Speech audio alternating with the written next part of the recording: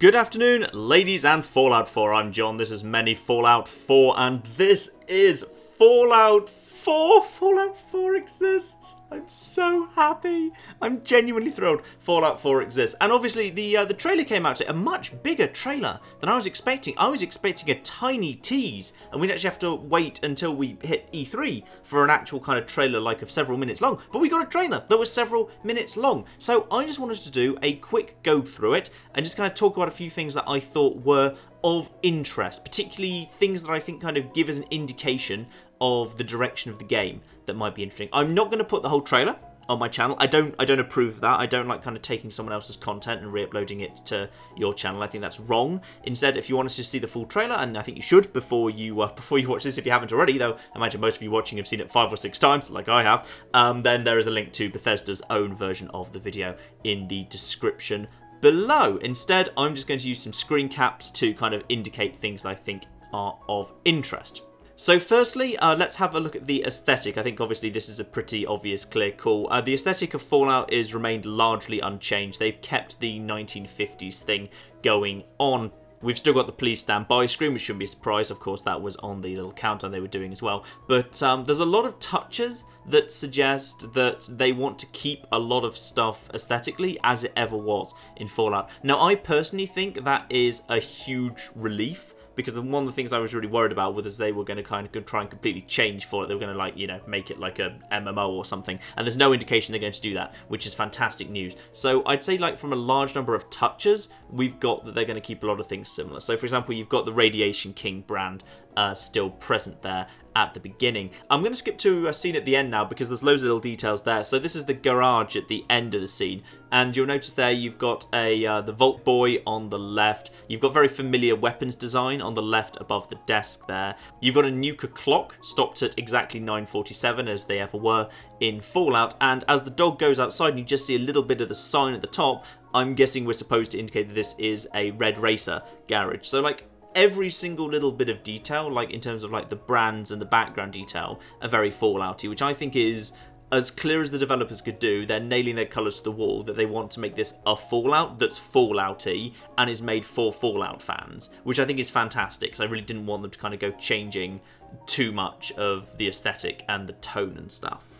So going back to the beginning, and obviously a large part of the focus of the opening of the trailer is the dog. A lot of people speculating, because the dog is so prominent, that the dog's going to play a very big part in gameplay. Now, I personally don't think that's necessarily true, because the dog was very prominent in the Fallout 3 trailer as well, yet you never kind of found Dogme in Fallout 3 until you reached Scrapyard, and it was potentially very easy to skip him entirely, and he wasn't a core part of gameplay or a core part of the story. So I think it's too far to say that the dog's prominence in this trailer means he's going to be a big part. I think he could actually be a fairly small part. Potentially, like Dogmeat in Fallout 3, he can in fact be completely optional. So that's kind of interesting. One of the things that we do know is obviously he won't be kind of joining our character permanently, because we can tell that our character is a Vault Dweller stepping out of the vault, because from the flash of him holding his hand up, we can tell we're going to do the Fallout 3 thing of him leaving the vault for the first time, having never seen the sun before. So unless they also kept a dog in the vault with him, which doesn't seem desperately likely, it's a dog he's going to have picked up in the world, so potentially not even a necessary part of the game, could be entirely optional. Though while we're talking about the dog, great dog animation, by the way. They've done a really lovely job of the dog running and looking around and sniffing. They've really got the mannerisms of a dog. I don't know if they kind of did motion capture for a dog, and therefore if they did, there is footage somewhere in Bethesda HQ of a dog covered in ping pong balls just being encouraged to wander around the offices while they do motion capture. If so, they should release that footage, because that would be marvellous. Now let's talk about the other big thing that's kind of in the opening bit of the trailer, which is these flashes to pre-war, this very, very bright pre-war world, where basically it's telling the story of the news coming in over the radio of the bombs falling and people kind of panicking and desperately trying to rush to the vault, and the bomb hitting them if they didn't make it.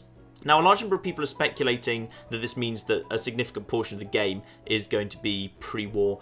I disagree. I think actually Fallout 4 is going to pull a Last of Us, which is we're going to get the introduction is going to be in the world that was, kind of the fall of the world, and then the actual main game will be the post-apocalypse. If I had to stake money on it, I would say that we're going to learn like the movement controls and the basic controls of the game in the pre-war, super beautiful, colourful world, then the bomb's going to go off, hit us as a main character, the title screen's going to roll, and then the main game's going to begin with us waking up in the vault and having to leave the vault and do whatever it is we need to do. Broken water chip, broken air filtration system, you know, it's Vault. Something will have broken and we'll need to go and fix it.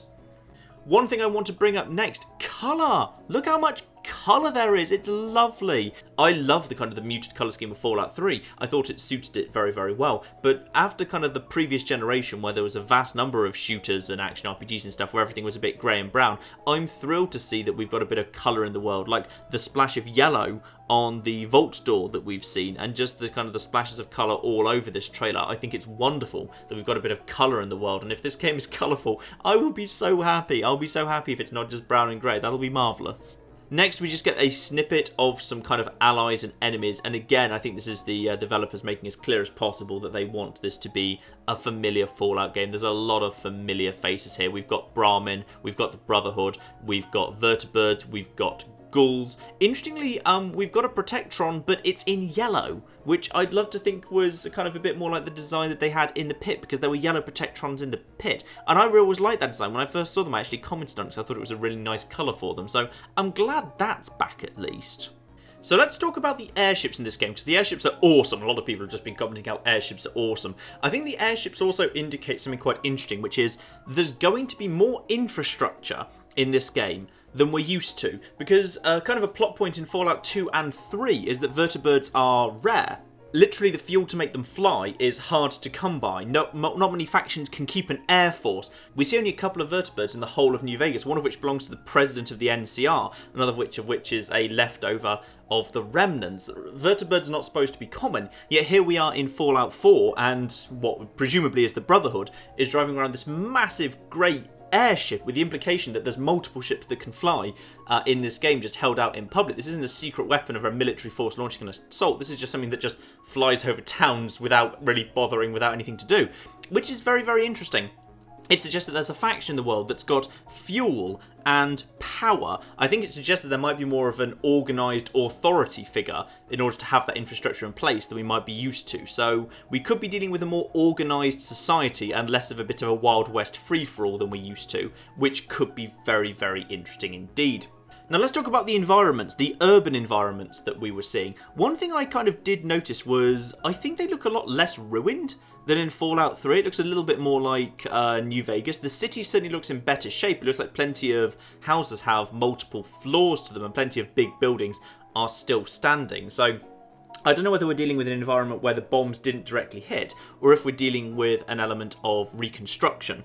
A close look at a couple of the buildings kind of, I think, gives you a bit of an idea. So, for example, if we look at this building here, I think we can see that that's clearly an old building that's been repurposed for some reason. But if we look here and here, that skyscraper in the background, that doesn't look old world to me. I would say that that looks like that's reconstruction. So I don't know whether we're dealing with a world that's significantly further on from the war than we saw in Fallout 3 or New Vegas, or we're dealing with just a high technology society. Obviously, the kind of the story and the lore around the Commonwealth suggests it may just be this is a high tech society, given we also saw a brief kind of an iBot floating around. So we might just be dealing with a more advanced society that rebuilt of some description. So that's kind of interesting. That's kind of interesting. The environment, by the way, for British people who didn't notice this, I'm told by multiple Americans, is Boston. Americans have identified this because there's a statue of a traitor and turncoat to the crown who warned the cowardly American traitors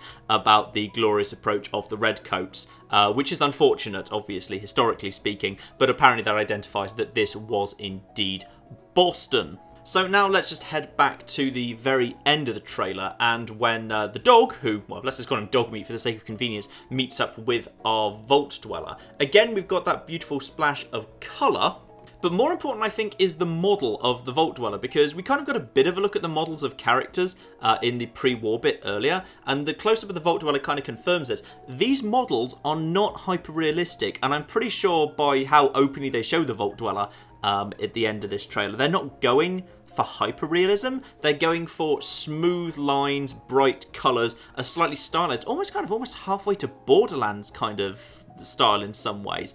The dog's the same, by the way. If you look at the dog earlier, the hair is not kind of perfect on him. His fur is not beautiful. It's kind of, it's not kind of individually, it's not beautiful. When you compare it to some of the work that was done in The Witcher 3 recently, the fur on the dog is particularly unimpressive. In fact, I'd say it's probably slightly behind flipping Star Fox Adventures on the GameCube. Now, I personally don't mind that, because I think hyper-realistic graphics are rendered redundant almost immediately by technology, whereas bright, slightly stylized games tend to age very well. So the original Legend of Zelda Wind Waker looks very, very good, but any game that goes for hyper-realism, generally within a couple of years, looks incredibly dated. So I'm kind of glad they're going to go for this slightly stylized look, it looks like. So, you know, more color, slightly stylized, not hyper-realistic. I can go for all of that. And then the final big interesting thing that goes on is the Vault Dweller says something to the dog. He has a voice, which is, some people are speculating about, would I want my Vault Dweller to have a voice? I honestly don't know. I wouldn't kind of put too much into it. I mean, very often, very good quality voice actresses and voice actors are brought in to do trailers who aren't actually going to be in the final game or doing different roles in the final game. And sometimes big voice actors are brought in for very small parts. I mean, Ron Perlman is repeatedly brought in for Fallout and does only a tiny amount of lines per game. So I'd say the fact that Vault Dweller speaks in the trailer doesn't necessarily mean that much. Would I mind if he had a voice? I'd like to have a choice of voices. I'd like Saints Row style to have a choice of voices so I can pick the voice I want. In many ways, I've always kind of treated the Vault Dweller and Fallout. I've always thought it's a fantastic game for role-playing and kind of putting your own opinions and views onto the Vault Dweller. So I'm kind of hoping that they don't have voice acting in some ways, because I'd like to be able to choose to read the lines as I wished, but I wouldn't mind terribly if it did. But I'd like a choice. I would like a choice. So there we are. I'd say that's all we can really pull out of Fallout 4 for now, or at least just a few things I wanted to pull out. As I say, full trailer in the description below. Now, while we're on the topic of Fallout, I'm going to do a much bigger video on Fallout 4 this Saturday. And what that video is going to be about is, rather than looking at this trailer and deciding what I do and don't like in this trailer, I'm going to be looking back at the Fallout of the last generation, of the whole of Fallout 3 and the whole of Fallout New Vegas, and trying to figure out what I did and didn't like in those games, and thus what I would and wouldn't like to see in Fallout 4. So it's going to be a much bigger discussion piece about stuff that needs to change, stuff I want to stay the same. And I'd love that to be a great big community discussion. I'm going to be very active in the comments on that. So watch out for that on Saturday, and I do hope you decide to come take part in that discussion group then. But yes, I think that will do for now. Just let's conclude by just saying Fallout 4 exists. It exists, and we have all seen the trailer for it. Magnificent. Yes, but brilliant. I look forward to that on Saturday. And in the meantime, ladies and gentlemen, I've been John. This has been Many a True Nerd, and this has been my quick look at the Fallout 4 trailer. Thank you very much, and goodbye.